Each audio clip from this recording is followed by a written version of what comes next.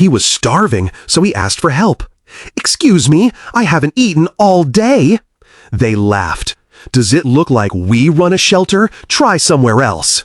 What happened next changed everything.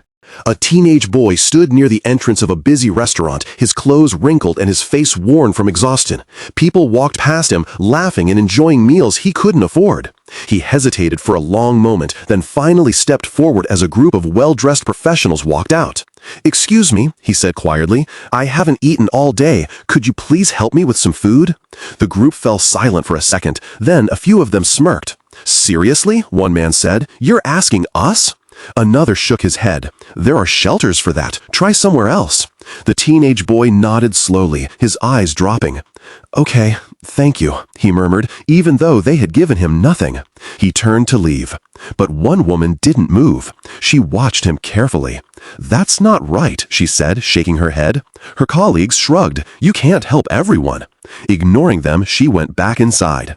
Moments later, she returned with a warm meal and a bottle of water. "Here," she said gently. The teenage boy looked surprised. "Thank you." She smiled softly. "Take care of yourself." Then she turned and left, her friends already calling her to hurry up. Years passed. Life moved on.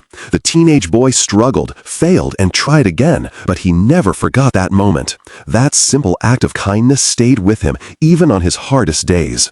Slowly, things began to change. Meanwhile, life had taken a different turn for the woman. She now sat alone in a hospital waiting area, her hands trembling. "I'm sorry," the receptionist said. "Without payment, we can't proceed with your surgery."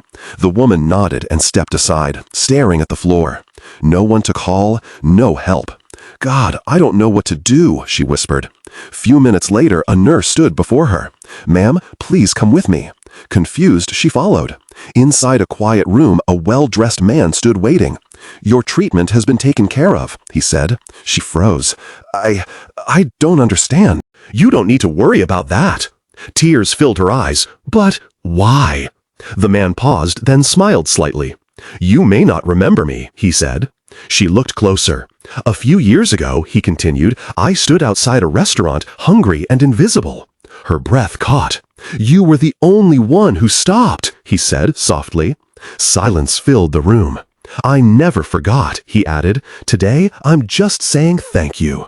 Tears rolled down her cheeks. "You don't have to say anything," he said gently. "Just get better." And in that moment, she understood something she would never forget. A single act of kindness can return when you need it most.